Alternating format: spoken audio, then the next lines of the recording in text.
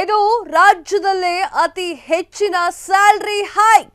ಎಷ್ಟು ಸ್ಯಾಲರಿ ಹೆಚ್ಚಳ ಯಾವ ಕಂಪನಿಲೂ ಕೂಡ ನಡೆಯೋದೇ ಇಲ್ಲ. ಸ್ಯಾಲರಿ ಹೈಕ್ ಆಗಬೇಕು ಅಂದ್ರೆ ನೀವು ವಿಧಾನಸೌಧಕ್ಕೆ ಎಂಟ್ರಿ ಕೊಡಬೇಕು.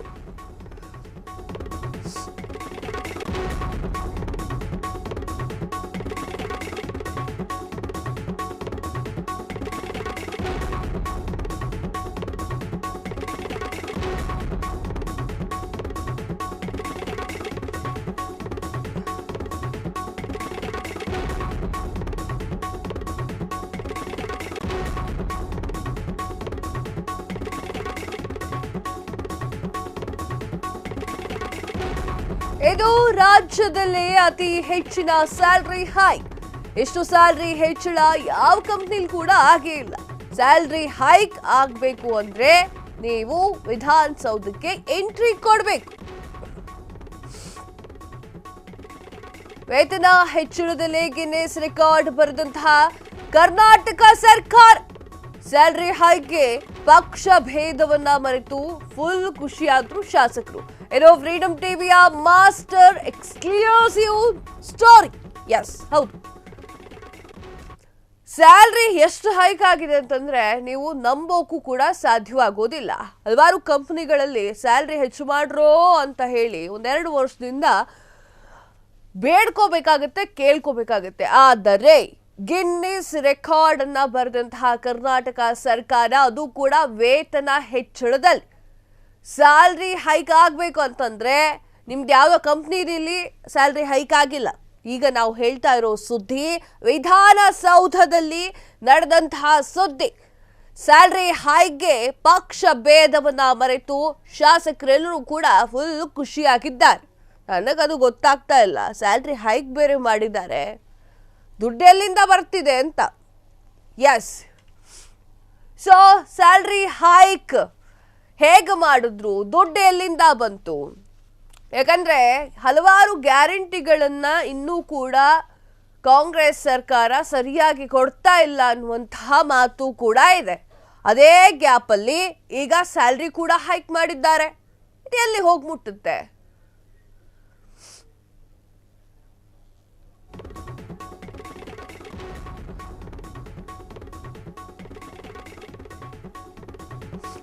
ಶಾಸಕರ ಮಾಸಿಕ ವೇತನ 40,000.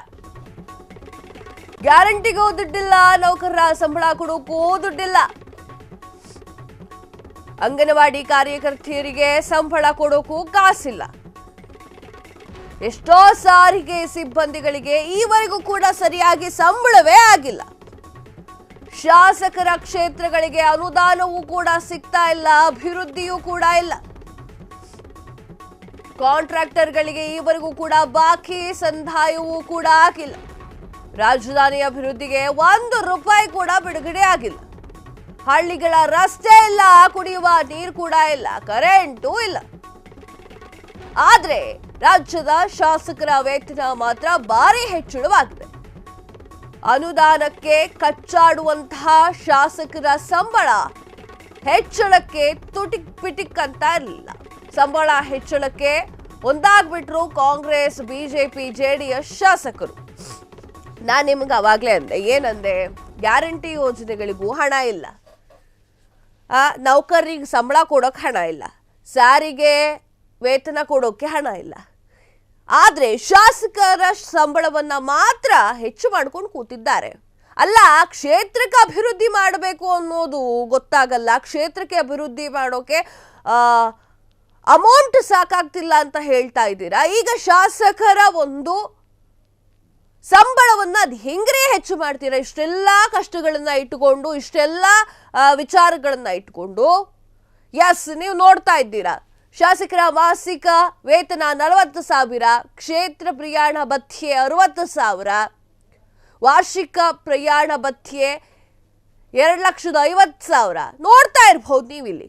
ಆದ್ರೆ ಗ್ಯಾರಂಟಿಗಳಿಗಿಲ್ಲ, ಅಂಗನವಾಡಿ ಕಾರ್ಯಕರ್ತರಿಗೆ ಸಂಬಳ ಕೊಡಲ್ಲ, ಬಾಕಿಯವ್ರು ಯಾರಿಗೂ ಸ್ಯಾಲ್ರಿ ಗಿಲ್ರಿ ಕೊಡಬೇಡಿ, ಸರ್ಕಾರಿ ನೌಕರರಿಗೆ, ಶಾಸಕರಿಗೆ ಮಾತ್ರ ಸ್ಯಾಲ್ರಿ ಜಾಸ್ತಿ ಮಾಡಿ. ಇಂತಹ ಸ್ಯಾಲ್ರಿ ಹೈಕ್ ಮಾಡುವ ಕಂಪನಿ ಯಾವ ಕಂಪನಿಯಲ್ಲೂ ಕೂಡ ಆಗೇ ಇಲ್ಲ. ಸರ್ಕಾರಿ ಅಧಿಕಾರಿಗಳಿಗೂ ಕೂಡ ಸಿಗೋದು ಪುಡಿಕಾಸಿನ ವೇತನ ಅಷ್ಟೇ, ಅದರ ಹೆಚ್ಚಳ ಅಷ್ಟೇ. ಖಾಸಗಿ ಕಂಪನಿಯಲ್ಲಿ 10-15% ಮೀರೋದೇ ಇಲ್ಲ. ಅದು ಸ್ಯಾಲರಿ ಹೈಕ್.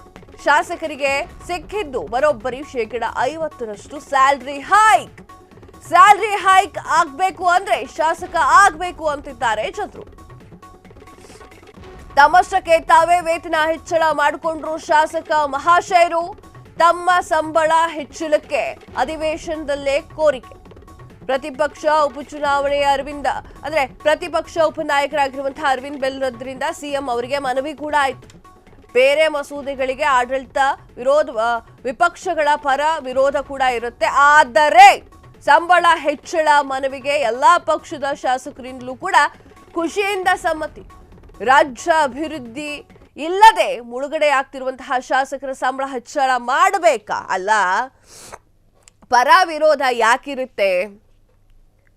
ಅಥವಾ ಆಡಳಿತ ಪಕ್ಷ ವಿರೋಧ ಪಕ್ಷ ಅಂತ ಯಾಕಿರುತ್ತೆ ಅಂದ್ರೆ, ಆಡಳಿತ ಪಕ್ಷದಲ್ಲಿ ಯಾವುದೋ ಒಂದು ಕಮ್ಮಿ ಆಯ್ತು, ಏನೋ ಒಂದು ಮಾಡಿದ್ರು ಅಂದ್ರೆ ವಿರೋಧ ಪಕ್ಷ ಅದನ್ನು ವಿರೋಧಿಸಬೇಕು ಅನ್ನೋ ಕಾರಣಕ್ಕೆ ಇರುತ್ತೆ ಹೊರತು, ನೀವು ಸ್ಯಾಲ್ರಿ ಜಾಸ್ತಿ ಮಾಡಿ ಅಂದ್ ಕೂಡ ಎಲ್ಲರೂ ಹೌದು ಹೌದು ಹೌದು ಹೌದು ನಂಗೆ ಸ್ಯಾಲ್ರಿ ಬೇಕು, ನಮ್ಗೆ ಸ್ಯಾಲ್ರಿ ಹೆಚ್ಚು ಮಾಡಬೇಕು, ಅದು ಕೂಡ 50% ರೀ. ಇನ್ನೂ ಕೂಡ ಅಂಗನವಾಡಿ ಕಾರ್ಯಕರ್ತರಿಗೆ ನೆಟ್ಟಗೆ ಸ್ಯಾಲ್ರಿ ಬಂದಿಲ್ಲ. ಫ್ರೀಡಂ ಪಾರ್ಕ್ ಅಲ್ಲಿ ಅವರು ಹೋರಾಟವನ್ನ ಮಾಡ್ತಿದ್ದಾರೆ, ಅದು ನಿಮ್ಮ ಗಮನಕ್ಕೆ ಬರೋದಿಲ್ಲ. ಅಭಿವೃದ್ಧಿ ಕೆಲಸಗಳಿಗೆ, ನಿಮ್ಮ ಕ್ಷೇತ್ರದ ಅಭಿವೃದ್ಧಿ ಕೆಲಸಗಳಿಗೆ ಅಮೌಂಟ್ ಇಲ್ಲ ಅಂತ ನೀವೇ ಹೇಳ್ತೀರಾ. ಈಗ ಬೇಕಾ ಈ ಮಧ್ಯೆ ನಿಮಗೆ ಸ್ಯಾಲ್ರಿ ಹೆಚ್ಚಳ, ಅದು ಕೂಡ 50%. ಎಷ್ಟೋ ಕಡೆ ಶಿಕ್ಷಕರ ಸರಿಯಾದ ನೇಮಕ ಕೂಡ ಆಗಿಲ್ಲ. ಅವೆಲ್ಲ ತಲೆಬಿಸಿ ಇಲ್ಲ ನಿಮ್ಗಳಿಗೆ. ನಮಗ್ ಸ್ಯಾಲ್ರಿ ಬೇಕು ಅನ್ನೋದು ಮಾತ್ರ, ಅದು 50%. ನಿಮ್ಮ ಕ್ಷೇತ್ರದ ಜನಗಳಿಗೆ ನೀವೇನ್ ಕೊಡ್ತಿದ್ದೀರಾ ಅದನ್ನ ನೋಡ್ಕೊಳ್ಳಿ ಫಸ್ಟ್. ಗ್ಯಾರಂಟಿಗಳಿಗೆ ಹಣ ಇಲ್ಲ, ಅಂಗನವಾಡಿ ಕಾರ್ಯಕರ್ತರಿಗಿಲ್ಲ, ಬಸ್ ಡ್ರೈವರ್ಸ್ಗಳಿಗೆ, ಕಂಡಕ್ಟರ್ಗಳಿಗೆ ಸರಿಯಾಗಿ ಸ್ಯಾಲ್ರಿ ಹೋಗ್ತಾ ಇಲ್ಲ. ಹೇಳೋಕ್ ಮಾತ್ರ ಅವ್ರು ನಾವು ಗವರ್ಮೆಂಟ್ ಎಂಪ್ಲಾಯಿ ಅಂತ ಹೇಳ್ಕೊಳ್ತಾರೆ. ಗುತ್ತಿಗೆದಾರರಿಗೆ ಬಾಕಿ ವಾಪಸ್ ಕೊಟ್ಟಿಲ್ಲ. ಎಲ್ಲ ನಿಮ್ ಸರ್ಕಾರ ಏನ್ ಮಾಡ್ತಾ ಇದೆ ಅಂತ. ಈಗ ಸ್ಯಾಲ್ರಿಯನ್ನ ಜಾಸ್ತಿ ಮಾಡ್ಕೊಂಡು ಕೂತ್ರೆ ಜನಸಾಮಾನ್ಯರು ಏನ್ ಮಾಡ್ಬೇಕು? ಈಗ ಆಲ್ರೆಡಿ ಅವ್ರಿಗೆ ಉಸಿರು ಕಟ್ ಹಾಕುವಂತಹ ಪರಿಸ್ಥಿತಿ ನಿರ್ಮಾಣವಾಗಿದೆ. ಅಭಿವೃದ್ಧಿ ಇಲ್ಲದೆ, ರಾಜ್ಯದಲ್ಲಿ ಅಭಿವೃದ್ಧಿ ಇಲ್ಲದೆ ಮುಳುಗಡೆ ಆಗುವಂತಹ ಸಾಧ್ಯತೆ ಇದೆ. ಇದರ ಮಧ್ಯೆ ನಿಮ್ಮ ಸ್ಯಾಲ್ರಿ ಹೈಕ್ಗಳ ಡೊಂಬರಾಟ ಬೇಕಾ? ಮೊದಲು ಕ್ಷೇತ್ರಗಳ ಅಭಿವೃದ್ಧಿ ಮಾಡೋದು ಕಲೀರಿ, ಅದಾದ ಮೇಲಾಯ್ತು.